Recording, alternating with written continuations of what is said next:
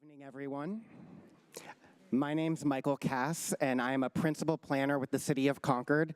I run long-range and sustainability policy for the city. Glad to see such a great large crowd that is here in the Concord Council chamber this evening. Want to let you know that we also have individuals that will be watching us on Facebook Live today, as well as we will be airing tonight's meeting on Concord TV, which you can watch on your local TV channel, or you can watch it on the city's website a couple of days after the initial broadcast. To start with, we're very lucky. We have a couple speakers here this evening. To start, I'd like to introduce Sheila Hill. Sheila is one of our local individuals that's involved in a number of nonprofit organizations. Most notably, she is involved with 4CL, which is Contra Costa County Climate Leaders, and she's here to do a brief introduction about her organization. So if we could get a round of applause as we introduce Sheila. Thank you.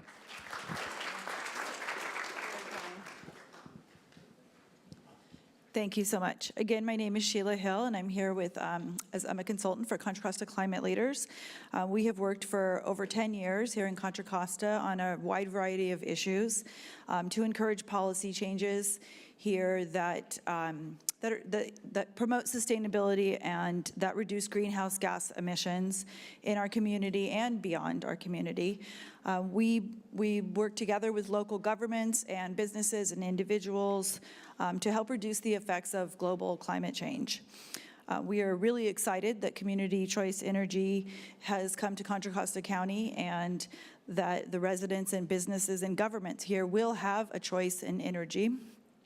We've had a monopoly here for a long time with PG&E, and personally, I think Monopoly is a fun board game, but we deserve choices, and we are going to have choices with MCE, and I think that's a really good thing. It's in the consumer's favor for us to have those.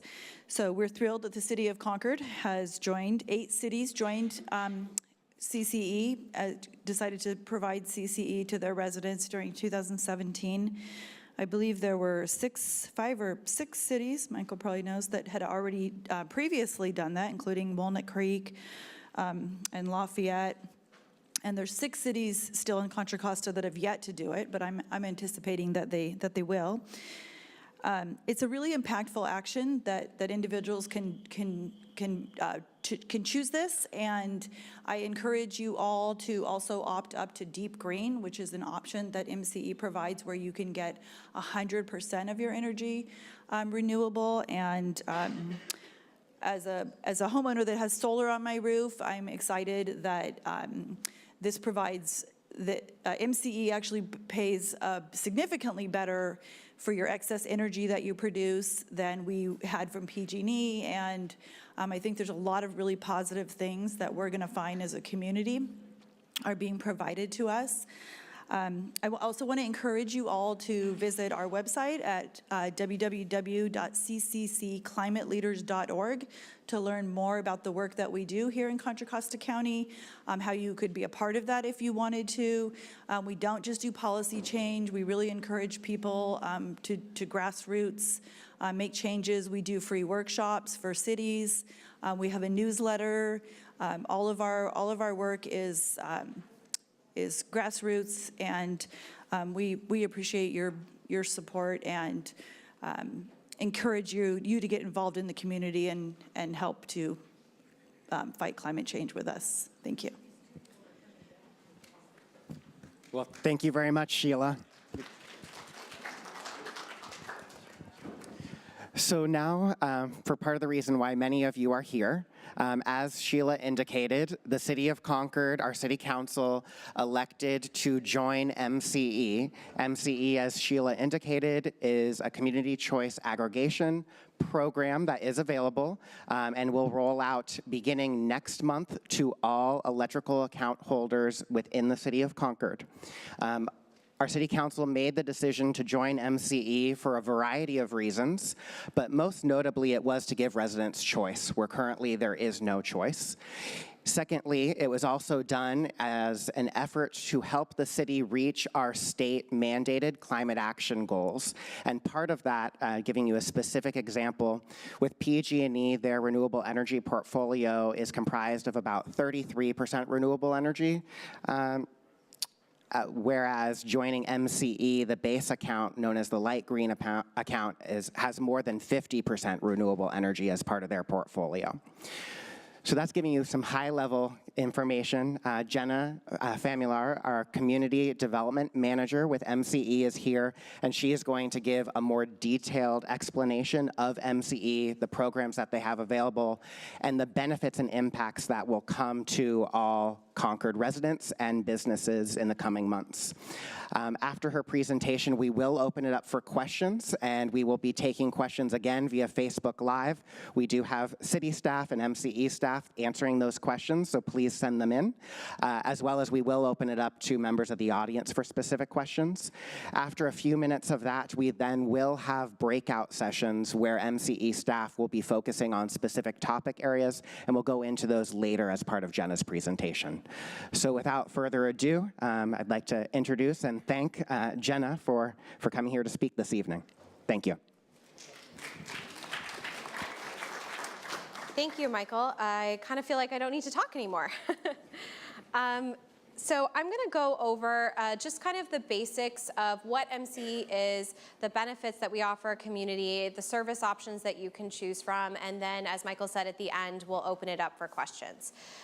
If you did not pick up a flyer, a survey flyer when you came in, after the presentation, my colleague in the back has one of them that she's holding up. If you would be willing to fill out a survey card, we'd really appreciate it. If you had any questions that you came here with tonight that you got answered or didn't get answered, we hope you get all of your questions answered. But please write them down. Let us know what we're doing well, what we could do better, and we are always compiling questions from the community to make sure that we can best answer those questions and address any concerns. So as Michael mentioned, Sorry, I just want to say, if I don't live in Concord, okay, does this all pertain to other areas as well? I will actually cover that, but real quick, we serve 33 communities in 4 counties in the Bay Area. If you live in Marin County, if you live in Napa County, if you live in Benicia, or you live in the 9 new communities or the 5 communities in Contra Costa, you're eligible. So I'll show you the map, and that should clear it up. I always forget one of the communities off the top of my head. But most relevant to here, we are enrolling Concord, Danville, San Ramon. We already serve Walnut Creek, Lafayette. We are also enrolling Contra Costa County, Pittsburgh, Oakley, Pinole, and Moraga and Martinez. So if you didn't hear your community and you don't see them on the map, you are likely not participating with MCE at this time. But let's ask that question again at the end, and if I didn't mention your community, I'll remember to do that. So MCE is a community choice aggregation agency. What does that mean? We have member communities that join MCE through vote of their elected officials, whether that's Concord City Council or the town of Danville or the Contra Costa County Board of Supervisors. So those elected officials go through a long legal process, looking at this in their council, hearing public comment, noticing all of those things, and then there's a process to actually get those communities enrolled with a memorandum of understanding and a couple other things. So it's a long process. Michael mentioned some of why the city chose to take this path. So I'll go into a little bit more. MCE launched service in 2010 after forming in 2008, and that was back in Marin County. Since then, we've grown significantly. In 2016, we enrolled 5 communities in Napa, as well as our 4th and 5th communities in Contra Costa. So we serve Richmond, El Cerrito, San Pablo, Lafayette, and Walnut Creek, and then we're including 9 new communities in Contra Costa as part of that Contra Costa group that's participating. You can see here that this is a list of community choice aggregation programs across the state. This list is actually outdated, but it's really just to illustrate that MCE, while the first program of this type, is definitely not the last. What these programs offer is they offer communities who have formerly only had the investor-owned utility, in this case PG&E, as their electric service option an alternative choice. This way you can vote with your dollars the same way that you do at the grocery store, when you choose a car, things like that. You have an opportunity now to do that with your electric service, and you can choose MCE or PG&E, whichever works best with your personal beliefs and your lifestyle. So as I mentioned, we consist of all of our member communities, and we have a board of directors, which is a board of local elected officials.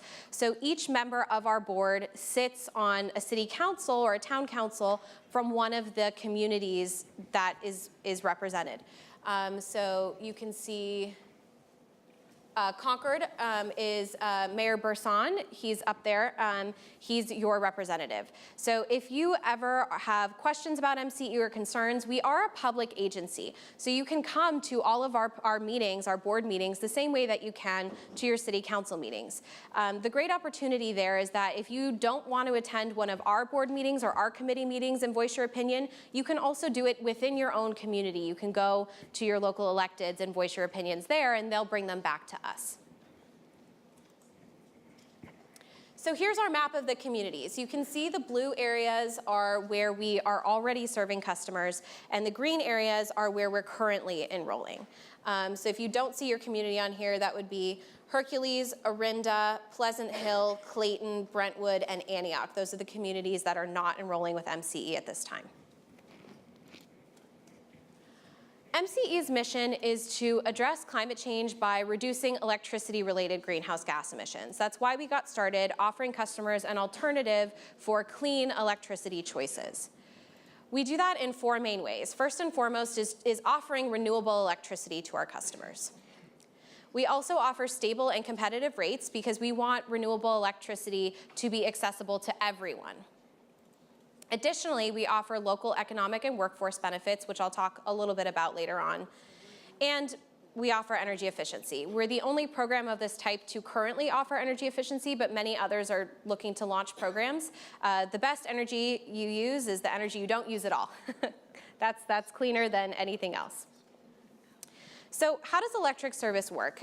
You can think of it in 3 parts. Essentially, there's the generation, so the actual source of where your electricity comes from, whether that's natural gas or solar, maybe from your home or maybe from a facility somewhere else, or wind or anything like that.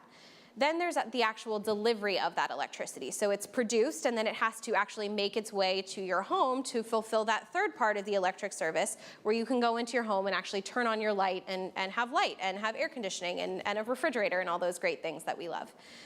So when MCE comes into a community, what we do is take over just the generation portion of that electric service. So that means PG&E continues to do all of the delivery, all of the gas, and they also do all of the billing. So for those who are concerned about their billing, your bill's still going to come from PG&E, and we'll talk a little bit about the bill in a minute, but it still comes from PG&E. If you have automatic payments set up, it's still gonna do that. No need to worry about it. You'll just see a couple changes on your bill. So with MCE, as I mentioned, you get a choice. Our base service option is called MCE Light Green, and it's a minimum of 50% renewable electricity. That means the other 50% would come from things that are considered non-renewable, which includes natural gas and large hydroelectric. In the state of California, that is not considered renewable electricity, although it is greenhouse gas free. That service becomes your new default service. So MCE is an opt-out program by California state law. When the legislation was passed in 2002 to enable these programs to exist, that was one of the conditions that was set. So when we come into a community, we're enrolling all of the customers in these new communities in April, and that means you'll be automatically enrolled with MCE light green service as of your April billing date. So every customer will have a different billing date in April. Some it will be April 1st and some it will be April 30th. But that will be when you're automatically enrolled in MCE's light green service, and that will replace PG&E's 33% renewable service. And currently MCE is about 3% on average less expensive for that 50% renewable service than the current service that you have with PG&E. We do also offer a 100% renewable option called MCE Deep Green. It's 50% wind and 50% solar from California Resources, and it costs 1 penny more per kilowatt hour. For the average customer, it's about an additional $4 charge from what you would be paying with light green, and about a $2 charge from what you would be paying with PG&E. So here's a snapshot of our residential cost comparison. This is based on a customer that uses 451 kilowatt hours a month. So for this area, I realize that's a little bit low. So this average comparison is just to give you an idea of how all of these services compare.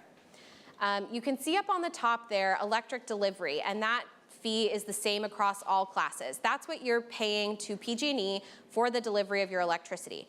You're paying that fee currently, and when you switch to MCE, you will continue paying that fee at the same rate. If PG&E changes those rates, they change for all customers, including MCE customers and PG&E customers. That second line there is for electric generation. So that's actually what the source of your electricity costs.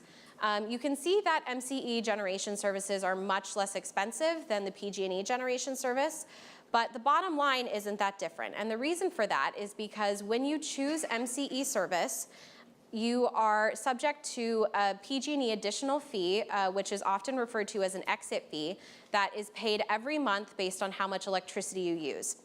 Every cost comparison that MCE does includes this exit fee in it, because we know what customers care about is how much money they're actually spending on their electric bill.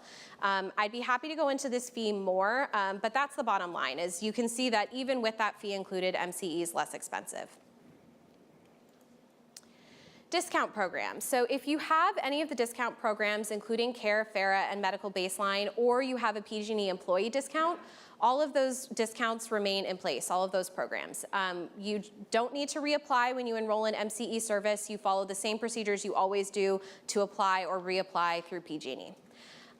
The one thing I do want to mention on this is that if you are a customer that is on balanced payment plan, also known as budget billing, that program is not compatible with the MCE side of your bill, but it does remain on the PG&E side of your bill. So if that's a program that you want, you can keep it on the majority of your bill. The generation portion of your bill is usually around 30%, so 70% of your bill would still remain in that program. I, again, would be happy to go into that later if customers have questions. So here's an example of a bill. So you can see on here, this is what a bill would look like with PG&E service. And the line that's actually circled here says current electric charges. And it's one line that right now is about $75, and it includes both the delivery of your electricity and the source of your electricity. When you join with MCE, you get a bill that looks like this. It has the two line items broken out. So you'll see current PG&E electric delivery charges and MCE electric generation. Between the two, it's still about $75. This is based on a customer who has deep green, so they're paying a little bit more for that generation. But you can see that it's not a duplicate charge, it's a replacement charge for what PG&E would have charged you. And we do have flyers in the back that detail this a little bit more, so if you have additional questions about your bill, we'd be happy to answer them. Slower, you got it. How many people in the room have solar? Hands? Good amount. How many people are thinking about solar? A couple more, okay. So we have a couple people here tonight who will be happy to answer all of your solar questions afterwards. I know you tend to have specific questions about our own homes and how that would work. The main kind of bottom line with MCE is that when you are on a solar program with MCE, you still have net energy metering, but we pay premium rates for your excess electricity. We actually pay retail plus a penny per kilowatt hour, so a little bit more than you're paying to pull electricity from the grid. And there's no annual true-up. So we do monthly billing instead. And that way, for customers that have a large true-up bill, it offers you the opportunity to pay smaller bills throughout the year, which can be good for some customers and not for others. So that's a personal choice that you'd have to make. I personally, as an individual who has solar on their home, like that. You get the choice of 50 or 100% renewable service, so more renewable content. And then if you have excess credits at the end of the year, if you've earned money from your solar panels, you get to keep that with MCE. And you can roll it over year after year until you reach $100. And once you reach 100, you can either continue to roll it over, or you can actually receive a check in the mail for that money, and you're welcome to do whatever you'd like with it. This is just a quick snapshot of our timeline. We've actually been working on this process for maybe a year and a half, a little bit more than that now. But enrollment officially launched in January, and you all should have received your first mailer by now, and the second mailer will be coming in the next few weeks. We send out 4 mailers throughout this process, letting you know what's going on, inviting you to meetings like this. And in April, as I mentioned earlier, that's when the switchover will occur. The important thing to note is that if you would like to opt out of MCE service, you can do that at any time. However, after the first 60 days of service occur in April, so for example, if you start receiving MCE charges on April 1st, you'll get your first bill that you'll actually see MCE on it in May, so May 1st arbitrarily. 60 days between that start of service in April and June is the period of time you have to opt out with no exit fee. We encourage customers, if you think you want to opt out, to do it before the end of May so that you don't have any issues with that.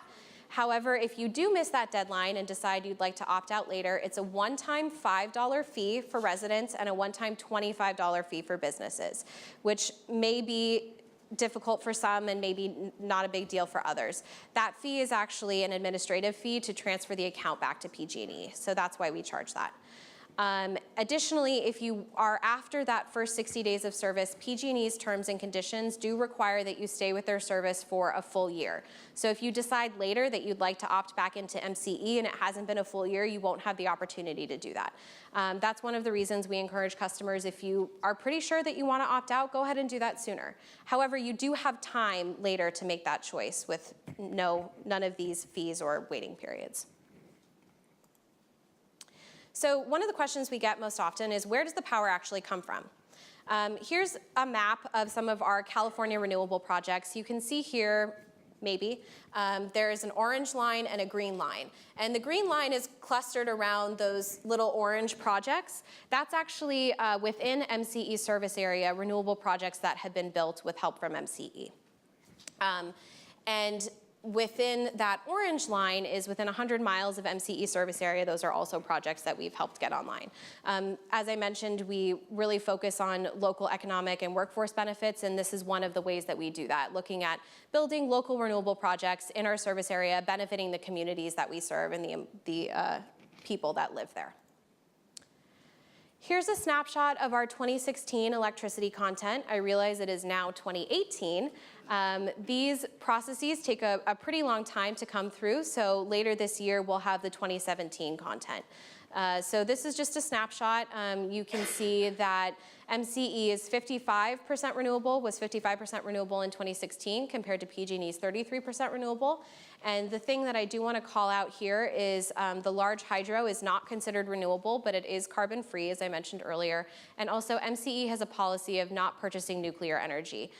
So that's one of the things that our customers have said is important to them, and we've listened. Here are some of our local projects. I'm going to talk a little bit about them, but we do have 7 local energy projects throughout our service area. Here's the list of them. You can see kind of where they are, and they're powering almost 10,000 homes. So we're very excited to have these partnerships, local hire requirements, and this project at the bottom there, MCE Solar One, excuse me, I'll talk about a little bit more specifically in a minute. So here are 2 renewable product options. I've already mentioned deep green a little bit. Yes. So you're saying these are where you get your energy from? They're some of our local projects. Well, there are local projects, and we do procure energy from there, but we also have energy from other places around the state in the Pacific Northwest. You're basically an energy broker. You don't own these. We don't own these, but Any facilities. we don't currently own any facilities, correct? You're a broker. We are a power supplier the same way that PG&E does, where we enter into power purchase agreements. Yes. You don't develop any energy on your own. You buy it. We do. I'm gonna answer that question in a minute, a little bit more in detail. So we'll get there because I have a slide that will show, and I'll talk about it a little bit more. Is the company owned by who? Who is this company owned by? We are not a company. We are a not-for-profit public agency. We're actually what's called a joint powers authority, which is often how water districts and waste districts are governed. So we're a public agency. Our funds come from our ratepayers, so customers who pay for electricity are where our money comes from, our revenue. And our board of directors, who are elected officials in the member communities that we serve, are the ones who regulate us along with the state agencies. Yes. So again, our two renewable options, I talked a little bit about deep green. The cost for that is an additional penny per kilowatt hour for the average home, somewhere between $2 and $4. If you use more electricity, it'll be more. If you use less, it'll cost less. This Deep Green is a really cool program because customers who enroll in this, half of the money that they pay for this service goes directly into our local renewable development fund. And that fund helps get projects off the ground. So we help developers who we partner with to create local renewable projects that benefit our member communities. And I'll show you one in a second. I just want to touch quickly on Local Sol. This is a project that is 14 cents a kilowatt hour. It is significantly more expensive, but it's really for customers who have wanted to put solar on their rooftops and haven't been able to do so for whatever reason. This program allows them to do that, to fund a local project directly, and they know that they're paying for that project to exist. So I'll show you the project. That service is actually capped out at just about 300 customers, and we're about halfway enrolled in that currently. So here's our MCE Solar One project. I mentioned it a little bit earlier. The Deep Green Renewable Fund that I was mentioning helped pay for this project to get off the ground. So over $800,000 worth of our Deep Green customers' funds went towards building this project. It's a 10.5 megawatt project on a Chevron refinery brownfield site in Richmond. It had a 50% local hire requirement, so we worked to provide prevailing wage jobs for local customers, or for local residents. We also worked with Richmond Build, which is a local workforce development agency, to help find these individuals, many of whom have a history with the justice system. So this is just one example of the partnerships. We're very excited about this project. This will be MCE's first owned project. As we are a government agency, we can't take advantage of tax credits for these projects, so we partner with developers to get these projects up and running through a couple different ways. One of which is with the Deep Green funds to provide all of the money for the startup costs for this project. And then once the tax appetite is satisfied in about 6 years, we will likely purchase this project back from the developer. This is the project that funds or supplies the energy for the Local Sol program. It's a 1 megawatt facility located in Novato, again on a site that couldn't be used for anything else. It was an abandoned rock quarry and they couldn't put anything else there, and they thought, you know, why don't we generate a little bit of energy with that? So for customers who are interested in our Deep Green option, this is a really easy way to opt up. You can do it on your phone in just a couple minutes, or you can do it online when you get home, or you can give us a call. Just wanted to let you know what the option is for signing up for this program. And if you're interested afterwards, maybe you have questions or you do want to sign up, we do have paper forms and people here who can help you with that as well. So here's just a snapshot. We've provided over 2,800 jobs, 1.2 million union work hours created, and that's through all of these projects that we've been helping get online. One of the ways that we do that is actually through a process which we call quickening through this program. This is our feed-in tariff program, and what we do is we offer standard 20-year contracts to project developers. So we offer above market rates so that these developers have the ability to get these projects off the ground in the Bay Area where the cost of building them is so much higher. So we offer this contract, and then they can take that contract to the bank and say, I already have a buyer, will you loan me the money to build this project? So while we aren't directly building these projects, it's with our partnership that these projects are able to be developed and to offer local jobs. So that's one of the really cool programs. This specific one was capped out at projects that were 1 megawatt in size, but we've recently opened an expanded program for projects between 1 and 5 megawatts in size. If you're interested about that, I'd be happy to answer questions more afterwards. Before you move on, pardon me, but you've said a couple of times you pay a premium price for the energy versus like PG&E. Yes. So how can your electric generating dollar be significantly less than PG&E? We entered into contracts in the energy market when energy was much less expensive than when PG&E entered into the market. They have long-term contracts that are at a higher price and haven't had as many opportunities to enter the market and secure lower priced contracts. Whereas MCE has had that opportunity. We've had more communities have interest in joining our service, and that's enabled us to continue purchasing contracts at the prices that have continued to go down.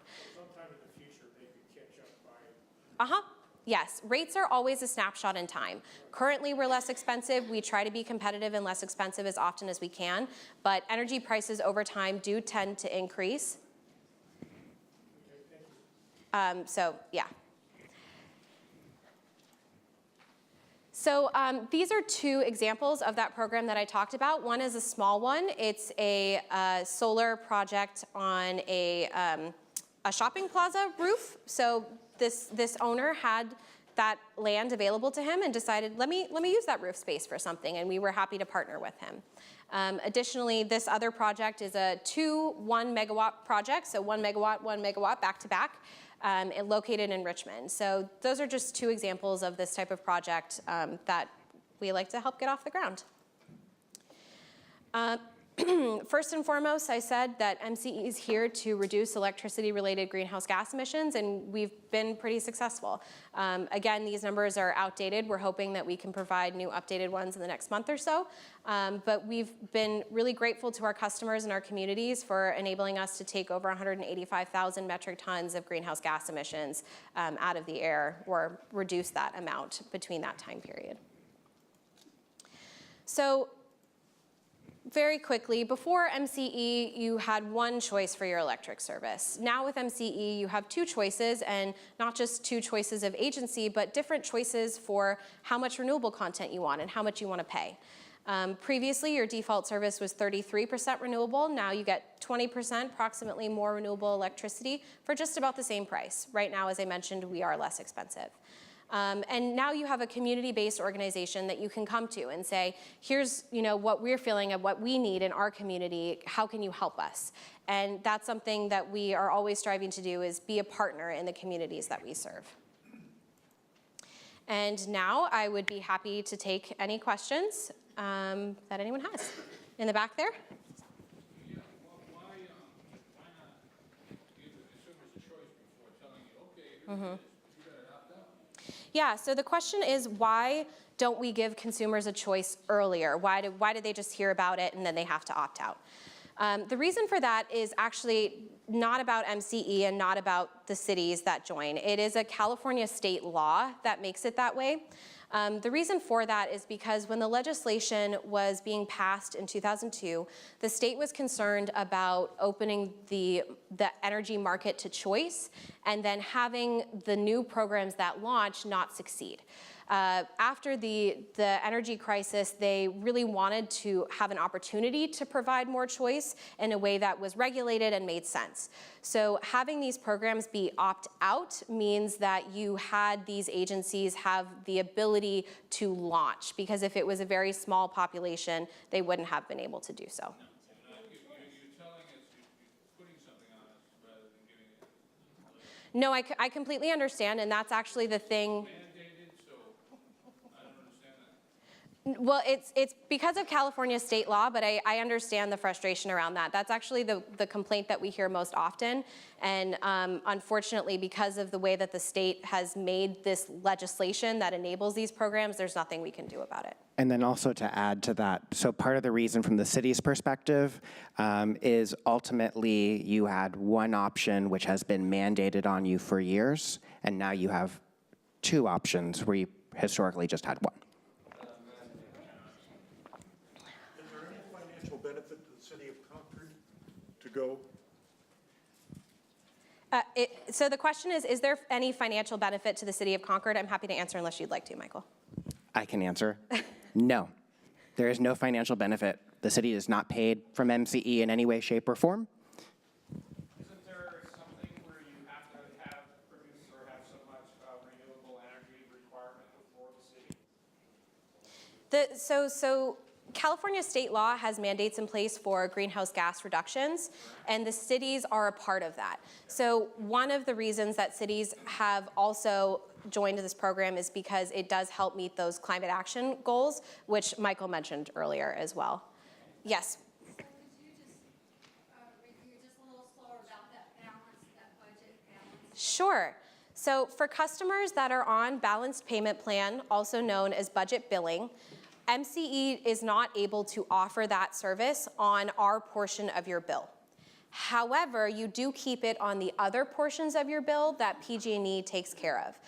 Generation for most customers is about 30% of your bill, and that would be the portion of your bill that you are not eligible to have in balanced payment plan.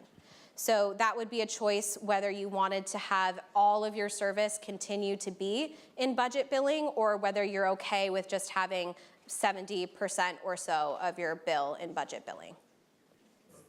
Follow up. So if you wanted the way it stayed, then you stay with PG&E. Yes.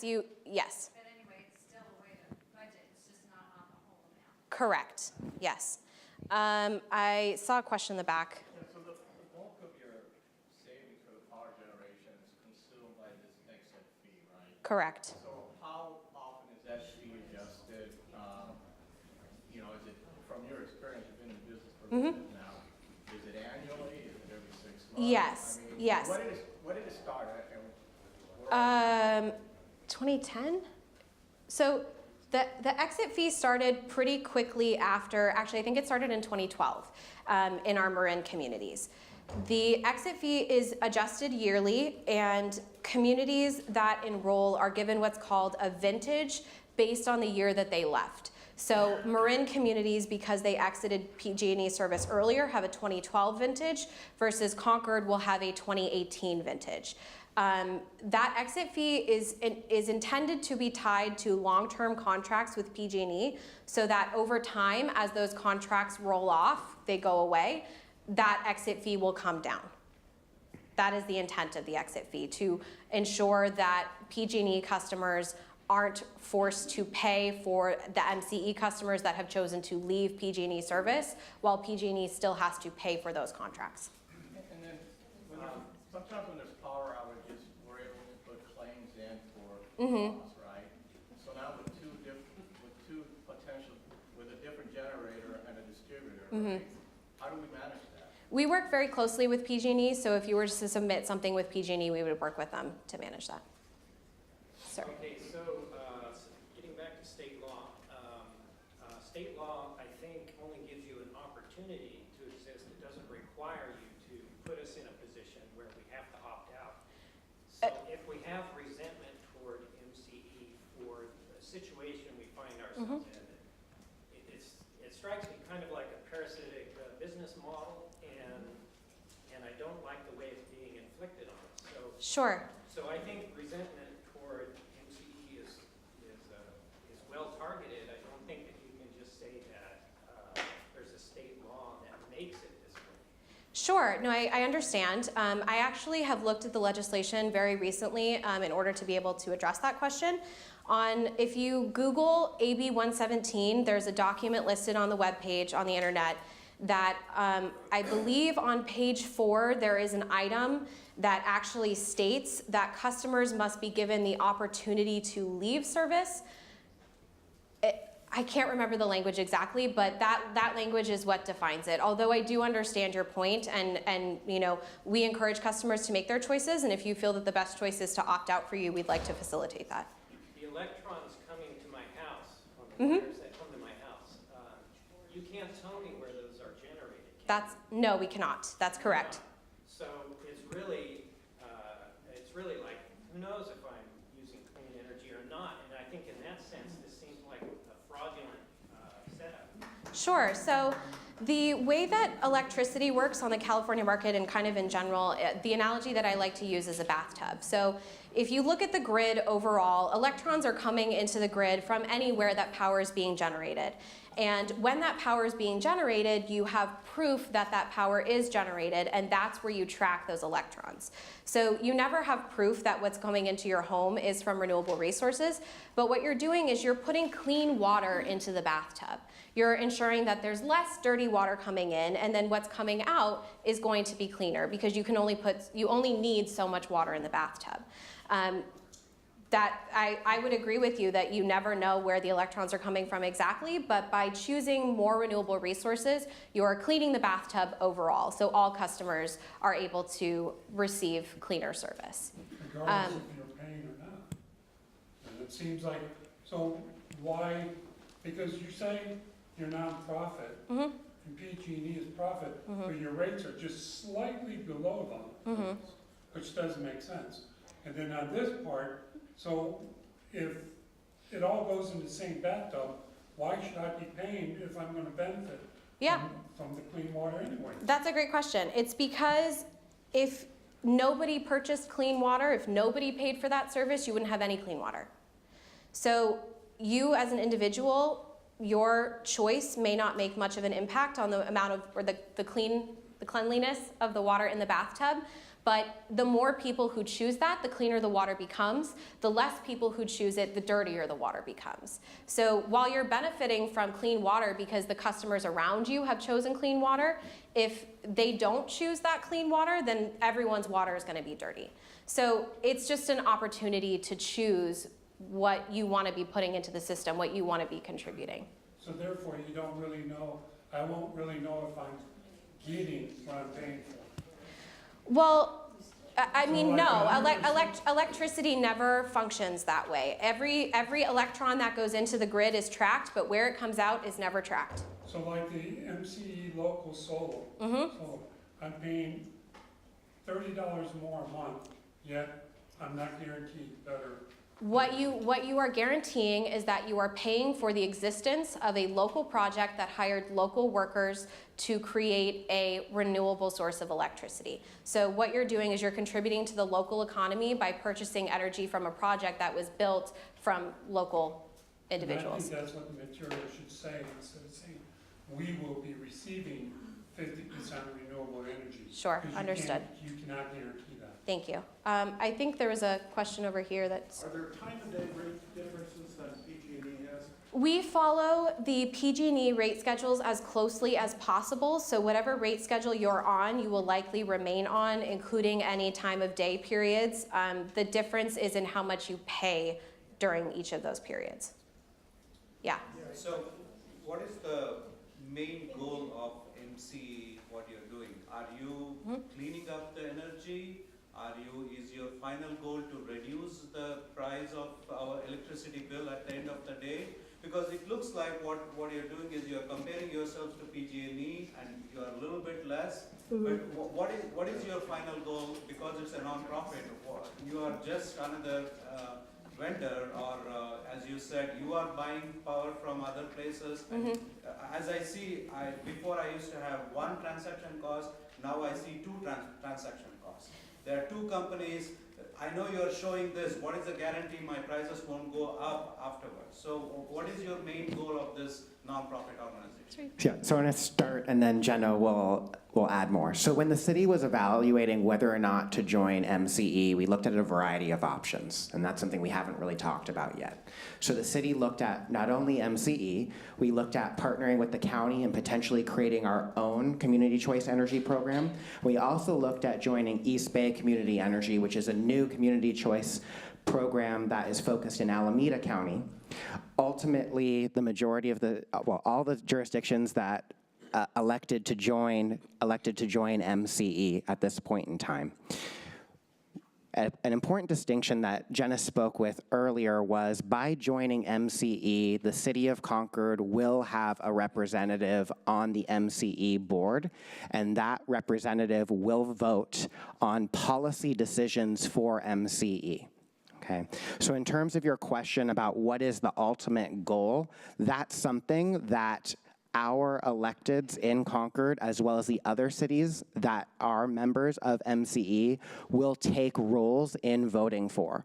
Something that's different, that is not an option with PG&E, because we do not have any council members that are involved in PG&E's policy decisions that are made. In terms of the policy decisions, when the city was evaluating differences between, namely, MCE and East Bay Community Energy, East Bay Community Energy is still in the process of formulating what those policies ultimately will be for their initial launch, but they had more focus on local renewables, and to the extent that price was not going to necessarily be as much of an issue. Whereas with MCE, there was more focus on a balance between renewables and ensuring that price remained competitive. And that's something that the council felt was really important, because everyone has a different economic situation and a different social situation in terms of how they feel about certain issues. And they really felt that it was important to balance those two issues, so individuals, so that one of those two issues was not compromising the other one.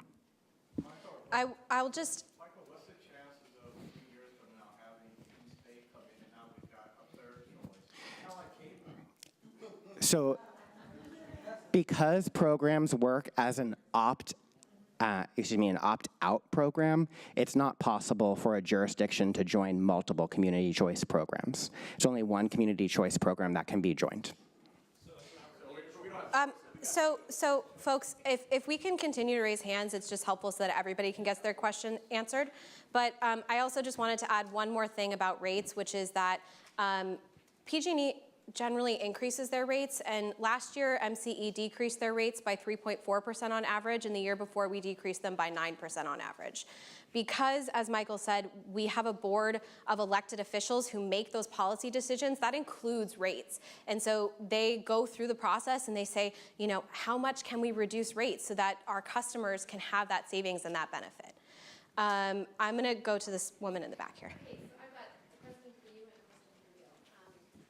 Why are we going away from PG&E? And why did the city decide that we don't want to, I guess I just don't understand why.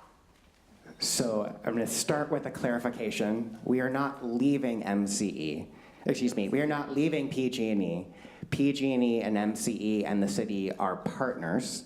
PG&E is still responsible for billing and infrastructure-related issues. MCE is taking on the responsibility of energy procurement.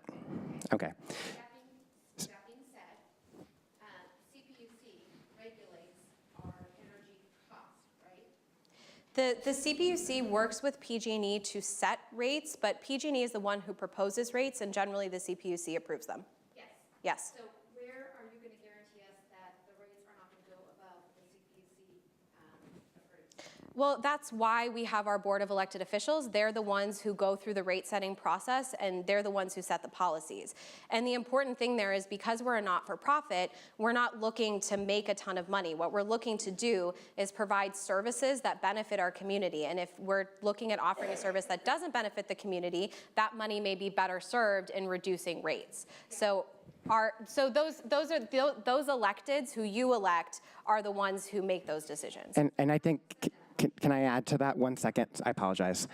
So I think it's also important because it is an opt-out program. So if rates were to change in the future, there likely would be a mass exodus. So that's something that MCE and the MCE board will have to think about at any point in time, because they do not want to end up in a situation where they've gotten into the process of procuring a number of contracts for electricity to be provided and then being in a situation similar to the situation that PG&E is dealing with right now, where they have contracts for energy, but then not customers. So it will be a factor that they have to think about for long term. The other important thing to clarify there is that PG&Es reimburse the cost of those contracts by that exit fee that's set by the state. MCE would not be subject to that, likely. If customers just started leaving because the cities are the ones that made that choice, MCE would be on the hook for those contracts, and we would not be expecting anything from our customers to compensate for that. I'm gonna go to this question and then we can come back. So, I'm getting a lot of questions, so I'm trying to see people's. Yes. And I believe in green energy, and that's why when I saw the MCE, that was great. I think one of the things that people kind of didn't mention is there's a big difference between PG&E supply power and your MCE.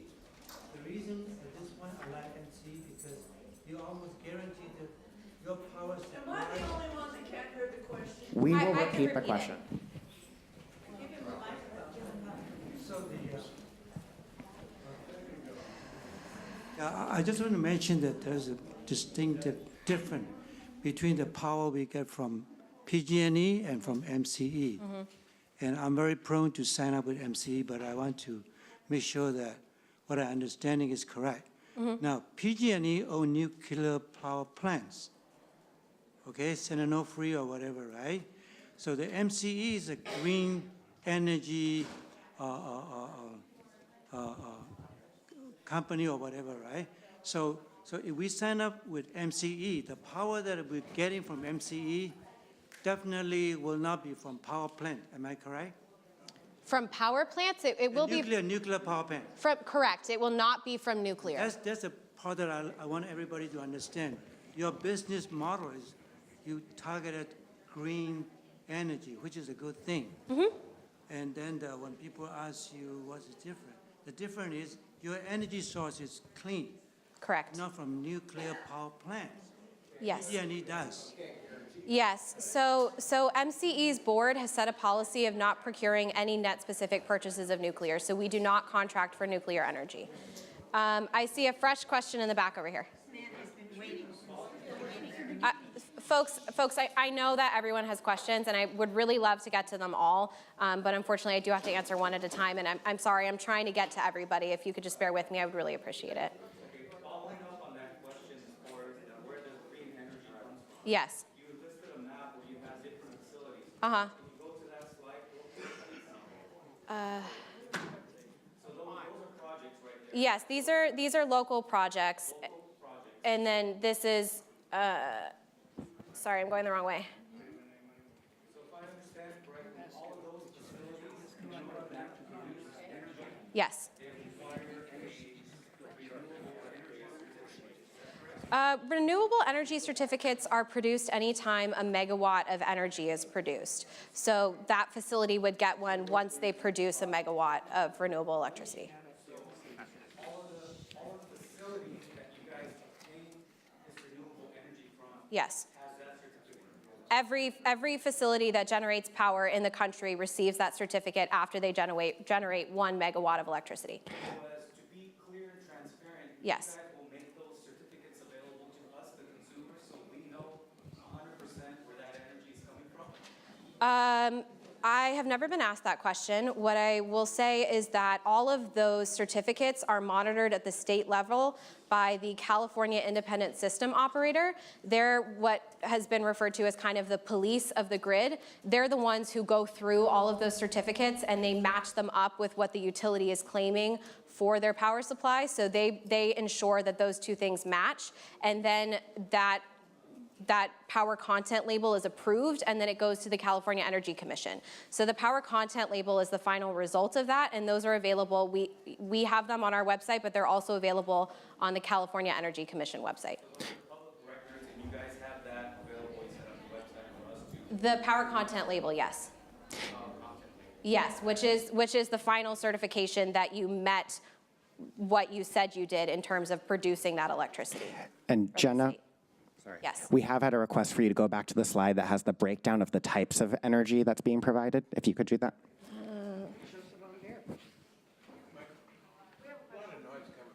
Yeah, here we go. So I heard that there was someone over here that has had their question raised. You, yes. Thank you. We'll come back. Well, so this gentleman here, and then we'll come I back. just want to clarify something. What I heard and read, and I may not have understood it correctly, but I have the impression that your rate, individual rates are lower than PG&E, and yet one of the tables I saw seemed to suggest that the total cost to a customer may be higher. Can you explain that? How? So the table that I showed earlier shows us an example cost comparison. And you can see that MCE Deep Green, because it is 100% renewable, does cost more versus the PG&E option, which is only 33% renewable. However, MCE Light Green, which is approximately 20% more renewable, is still less expensive. And I mentioned this earlier, but you can see on that middle line there our rates. Even our 100% renewable option is $13 less expensive than PG&E's 33% renewable service. But PG&E is allowed to charge an exit fee. The state allows them to charge that fee to recover the cost of contracts that they entered into on your behalf before you left MCE service so that their customers don't have to pay more. That's completely fair. We don't want choices that others make to impact financial decisions, which is why you can opt out. You can choose the financial decision that's best for you as well. But that exit fee we include in all of our cost comparisons because it's on every single one of your bills, and that is really where you see the bottom line, where you would see the savings. So you can see here that this average customer is saving a little bit with that MCE Light Green, and that's pretty consistent. We're right now between 2 and 5% less expensive across our customer classes, depending on what rate you're on. How long does that exit fee last? The exit fee is intended to be tied to long-term contracts. So those contracts are generally between 20 and 30 years long. Yeah. So I saw. So I got 2 questions. Okay, right here. Okay. All right. First one is, you were saying, making the analogy with the bathwater and where the energy's coming from, that you can guarantee, in one phrase, you're saying you can guarantee it's all going to be renewable energy. And then in the next comment, you were saying something about, we really have no idea where that energy's coming from. And then you were just assuring this gentleman over here that none of the energy was going to be coming from any nuclear power plants. Right, right. And you can't guarantee that.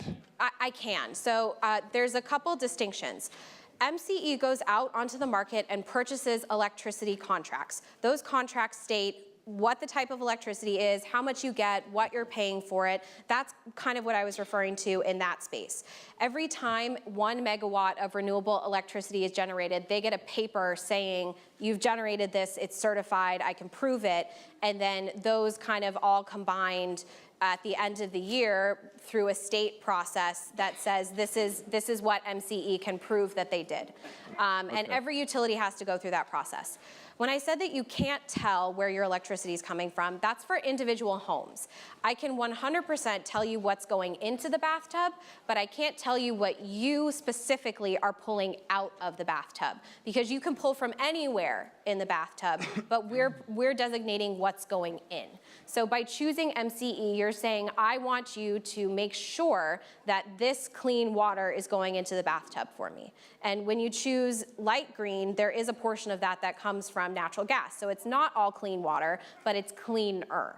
So that's the choice that you have. Does that clarify that? Yeah, that is. Yeah. So my next question is, and many people probably don't know, but utilities all across the country are being deregulated, PG&E being one of them. Natural gas has already been deregulated in California, and I think there's like 13 to 16 natural gas companies being a supplier of natural gas through PG&E's infrastructure already. So with MCE coming into the picture for electricity, does that open the door for other providers to start providing electricity to give us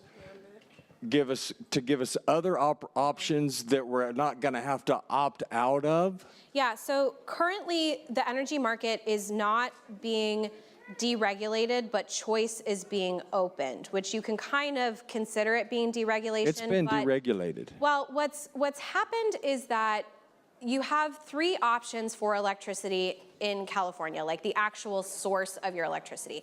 You have your investor-owned utility, which up here is PG&E.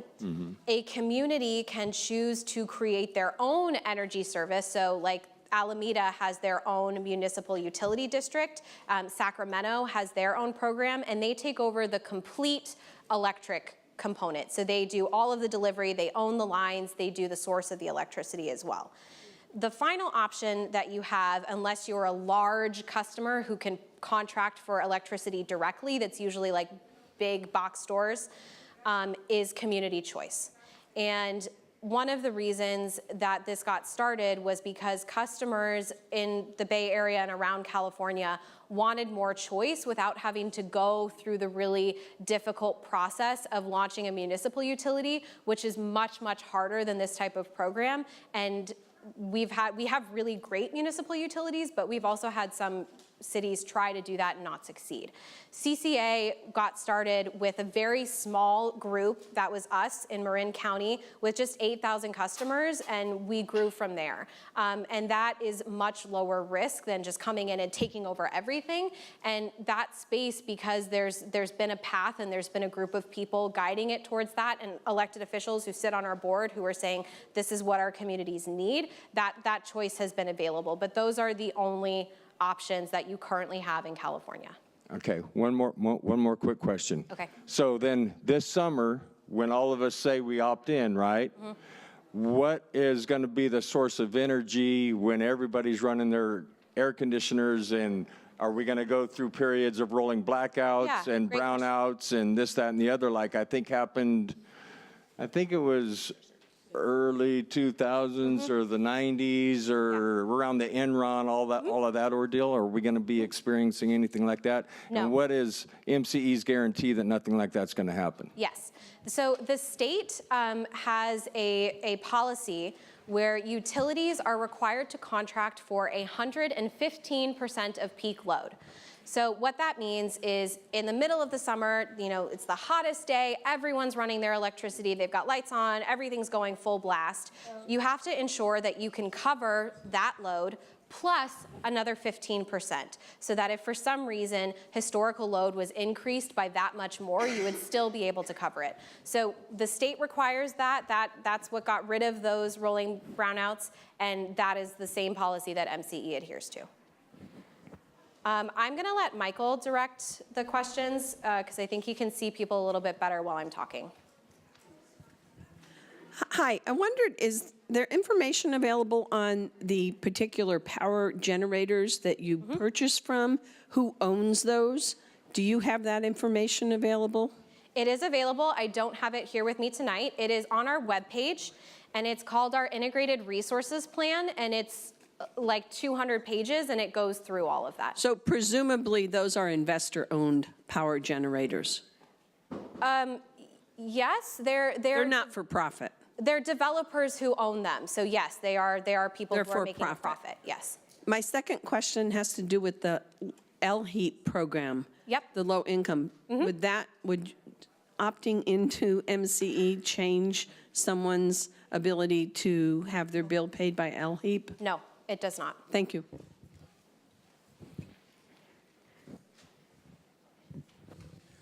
If we go under MCE's umbrella, are the customers still guaranteed the climate adjustments during the year? Yes, they are. Yeah.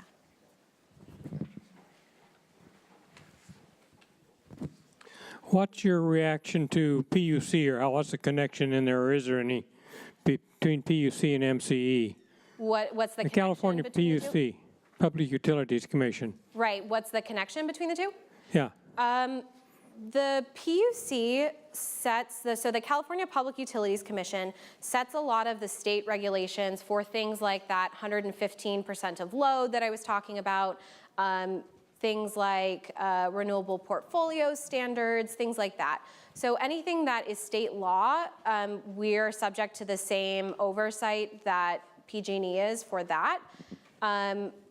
We set our own rates with our board of directors. We are subject to our own policies on what energy we procure, but the PUC is very much involved in this process and are constantly having informational meetings and looking at the best ways to engage with us because we have our board of elected officials, and that's what makes these programs really great because the consumers have more choice.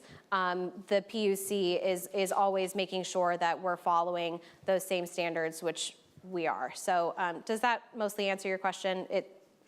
Yeah. So this question is for Michael. You mentioned that we, as Concord, we selected MCE based on whatever criteria but you also said that there are other companies like MCE coming up. So how long are we connected to MCE? Good question. So Jenna shared some information on this at the beginning of the presentation. There's a number of community choice energy programs throughout the state of California, as well as in a few other states. At the time that the city of Concord joined, there were only 3 options that we were looking at that point in time. And the reason for that is different community choice energy programs have different service territories that they will cover, and there's not going to be any overlap of those areas. So when Concord hadn't at that point elected to join, we had more options available. So we had MCE as the option, as I said before. We had the potential of Contra Costa County creating their own program with some or all but the jurisdictions that had already joined MCE at that point in time. Or the third option that was evaluated was the possibility of joining East Bay Community Energy, which is comprised of Alameda County at this point in time. They were looking at it potentially being an Alameda and Contra Costa program. At this point, they've elected that it is just going to be an Alameda program based upon the decisions that were made by the 8 jurisdictions in Contra Costa County that elected to join MCE at this point in time. Throughout the state, it is predicted that there's going to be rapid expansion of additional community choice programs, but those will be different programs and not be programs that are available to the city of Concord. So we are married to MCE for a long term now? Correct. So every electrical account is automatically enrolled as part of MCE unless that electrical account holder would choose to opt out and remain with PG&E. So we cannot have 3rd choice or 4th choice, we only have 2 choices. For community choice energy, correct.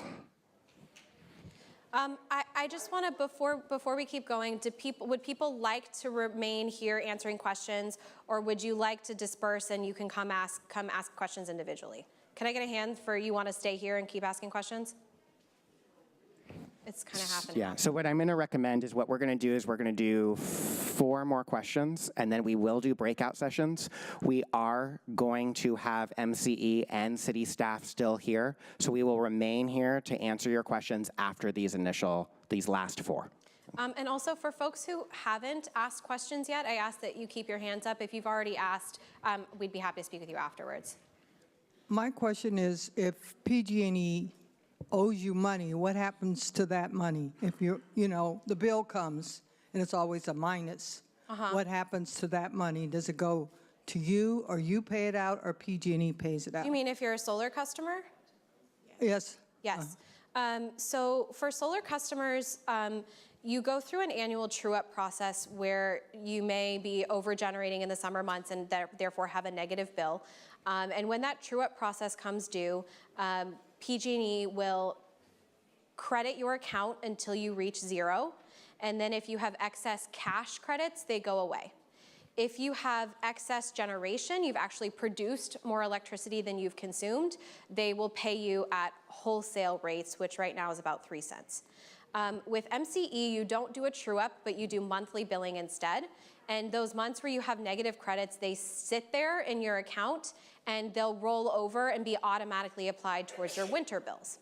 Every year in April, MCE goes through a process of accounting, looking at customers that have credits. If you have more than $100 in cash credit, you're eligible to receive a check in the mail. If you have less than $100, you still get to keep it, but it'll roll over and either be applied towards your bills, or once you reach $100, you can cash it out then. And I'd like to add to that, the city and MCE are partnering on a workshop specifically on solar issues because it is a complicated issue. And so you can put it on your calendars. That's scheduled for April the 9th at 7 o'clock in the council chamber. I'm still wavering on this. Tell me about this exit fee again. How much is it? And what is it? I pay the exit fee to PG&E if I leave and go to MCL? Yes. MCE? Yes. How much is it every month, and I'm going to pay it for 20 years? Yes. It's a per kilowatt hour charge. I don't have the numbers memorized, but they're available online. It's about 2 cents per kilowatt hour, the PCIA right now. 2 to 3 cents a kilowatt hour. So it's a significant fee, and you pay it every month to PG&E. Give me an idea. So the cost comparison that I showed earlier was for a home that was consuming 451 kilowatt hours, which was about $15 in that exit fee. Every month? Every month. On top of what you charge and on top of what PG&E charges, I'm paying an extra $15 every month for the rest of my life. Yes, but MCE is a replacement charge. So our generation rates are much lower than PG&E's. So even with that exit fee, even with that exit fee, we're still slightly less expensive. So this is the cost comparison that I showed earlier. As I said, we're on average 2 to 5% less expensive right now. So you can see that exit fee is in there. It says added PG&E fees, and it's built into your bottom line. If you don't want to be paying that exit fee, then you will have to opt out. But we're currently less expensive, so we encourage customers to make their choice. The exit fee, unfortunately, you do have to pay every month. I think she might be confused about what an exit fee is. I think maybe she's mixing them up with the opt-out, like if you Sure. decide to go back in. Yeah, okay, yeah, great. Yes. It's good to have this slide up here because one of the costs that concerns me that you don't really have a lot to do with, and I'm just concerned about transparency on PG&E's part. I have no idea how much I'm paying for the delivery amount now, and I'm concerned that the savings that I make in generation are going to be offset, and I'm going to even be paying more because PG&E is going to jack up my transmission costs. PG&E cannot raise transmission costs just on MCE customers. So if they raise transmission costs, it would be on all of their customers and MCE customers. And is that information available on the PG&E website or the PUC website? Yes. So all of the rates are on PG&E's website. They're called tariffs, and you can go there and see PDFs of all of them. They have what's called a bundled rate and an unbundled rate. So the bundled is just like, this is what you pay for your electricity service. And then unbundled breaks it down into all of those different categories. Yeah.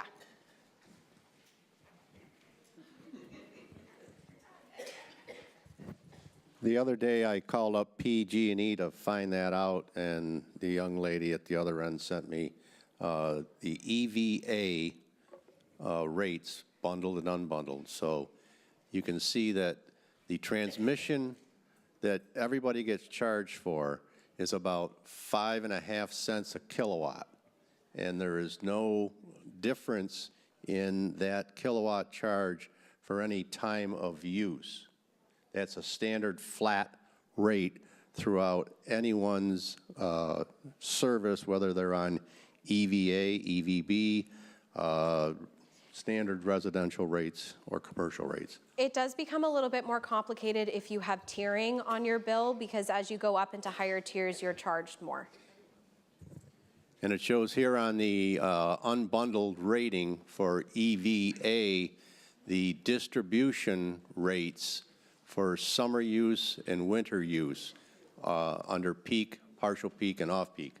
So if you want to look at that, you can Most customers are going to be on an E1 flat rate. The EVA rate is for customers who can prove that they own an electric vehicle, just to add that.